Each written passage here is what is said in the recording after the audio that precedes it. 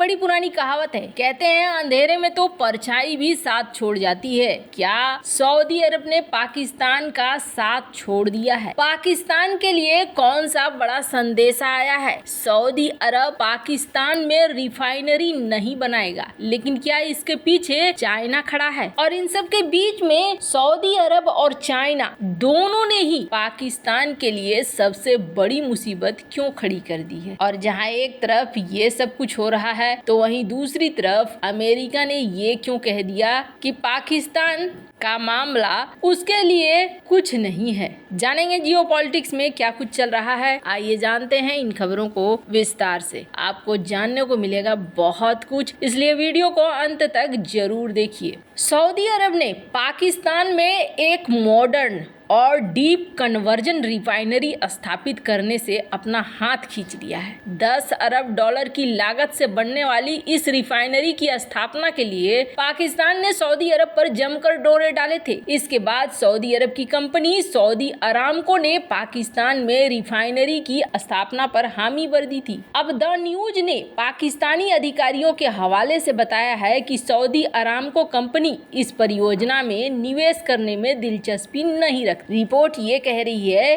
कि अगर ये डीप कन्वर्जन रिफाइनरी बनकर तैयार होती है तो इससे प्रतिदिन 3 लाख बैरल कच्चे तेल को रिफाइन किया जा सकता है। परियोजना में निवेश के लिए सऊदी अरामको को लुभाना पाकिस्तान के लिए एक चिंता का विषय बन गया है। ऐसा इसलिए क्योंकि पाकिस्तान सरकार ने एक नई हरित रिफाइनरी नीति अधिसूचित की है, जिसमें सऊदी सरकार के इच्छा के अनुसार 25 सालों के लिए 7.5% डिम्ड ड्यूटी, 20 सालों के लिए टैक्स छूट के भारी प्रोत्साहन थे। इस डेवलपमेंट से जुड़े अधिकारियों ने बताया कि अब सऊदी अरब अरामको के 2 बड़े पदाधिकारियों ने पाकिस्तान के अधिकारियों के साथ हालिया बातचीत में संकेत दिया है कि अरामको ने खुद को सऊदी सरकार से अलग कर दिया है और काफी हद तक अब वो अपना फैसला खुद लेते हैं। यही कारण है कि इसका मैनेजमेंट अब दुनिया भर में रिफाइनरी व्यवसाय में निवेश करने को इच्छुक नहीं है। इसमें कहा गया कि रिफाइनरी व्यवसाय अब पहले की तरह आकर्षक नहीं रह गया है। अधिकारियों का कहना है कि पाकिस्तान को अरामको ने संकेत दिया है कि वो रिफाइनरी में अपनी इक्विटी को परियोजना की कुल इक्विटी $900 मिलियन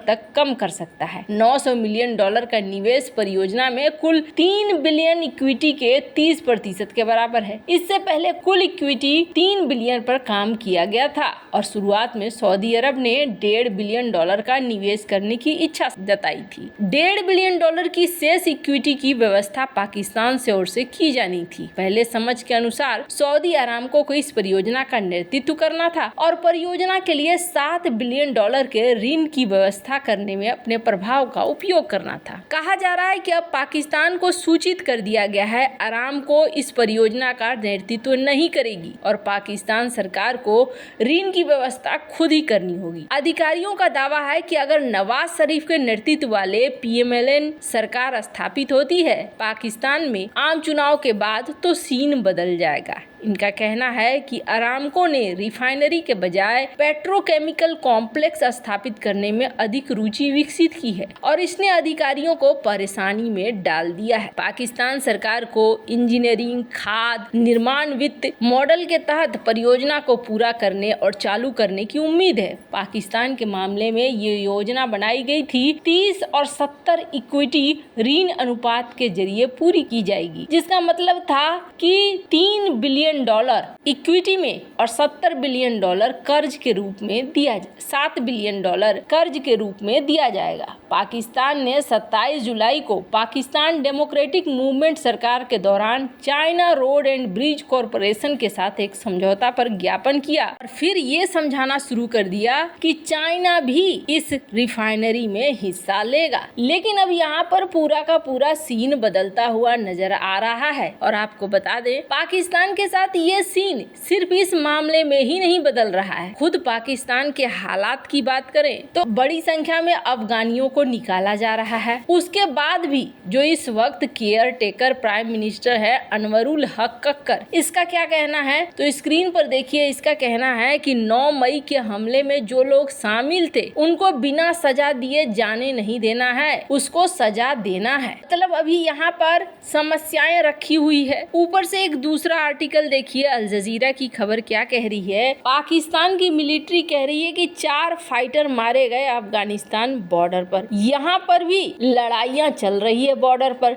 कभी ये उसके लोगों को मारते हैं तो कभी वो इसके लोगों को मारते हैं। और जहाँ तक बात पाकिस्तान की इकोनॉमी की है तो एक खबर देख रहे हैं, पाकिस्तान में बिजली के रेट में बढ़ोतरी होगी 3.53 रुपए पर यूनिट के हिसाब से। ऊपर से अमेरिकी संसद में भी ये प्रस्ताव आ रहा है कि पाकिस्तान को दिए जाने वाले मदद को बंद कर दो। ये सारा सीन इस वक्त चल रहा है। तो क्या सऊदी अरब यहाँ पैसे लगाना चाहेगा? स्क्रीन पर आप आर्टिकल देख रहे हैं। सऊदी अरब की कंपनी अरामको ने यहाँ पर ना करना शुरू कर दिया है। वहीं स्क्रीन पर आप इसकी वैल्यू भी देखिए। 20 नवंबर को अमेरिका का $1 पाकिस्तान के 288.7250 रुपए के बराबर है, जो बता रही है कि पाकिस्तान की हालत खस्ता है। इसके अलावे देखिए एक बड़ी ही अजीब सी बात हुई, जैसा कि हमने आपको पहले भी बताया है कि पाकिस्तान का नाम इस बार के 2+2 बैठक में नहीं लिया गया। और जब नहीं लिया गया तो चर्चा होने लगी कि पाकिस्तान का नाम क्यों नहीं लिया गया। तो आपको बता दें, यहाँ पर पाकिस्तान के जो भारत में राजदूत हैं, उन्होंने जो बात कही है वो बात सुनकर आपको बड़ा ही अजीब लगेगा, क्योंकि उन्होंने ये कहा है कि देखिए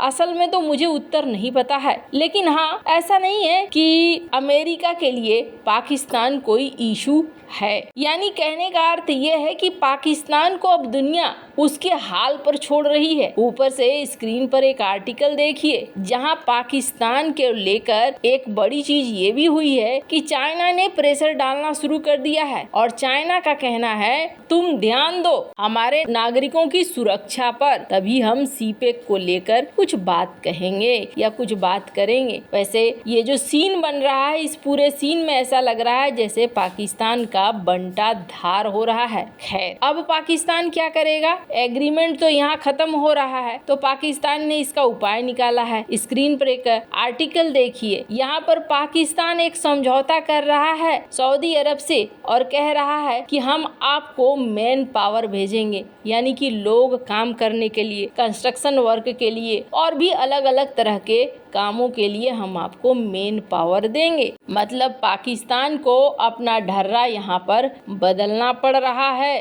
कुल मिलाकर एक खस्ता हाल इकोनॉमी के ऊपर सऊदी अरब ने अब भरोसा जताना छोड़ दिया है। पाकिस्तान के लिए सबसे बड़ी मुसीबत ये है कि अब सऊदी अरब भी अगर कर्जा नहीं देगा तो चाइना के हाथों पूरी तरीके से पाकिस्तान अब कब्जे में ही चला जाएगा। वैसे इन सब मामले में आपकी क्या राय है? कमेंट कर जरूर बताएं। जल्द मिलते हैं अगले वीडियो में नई खबर के साथ।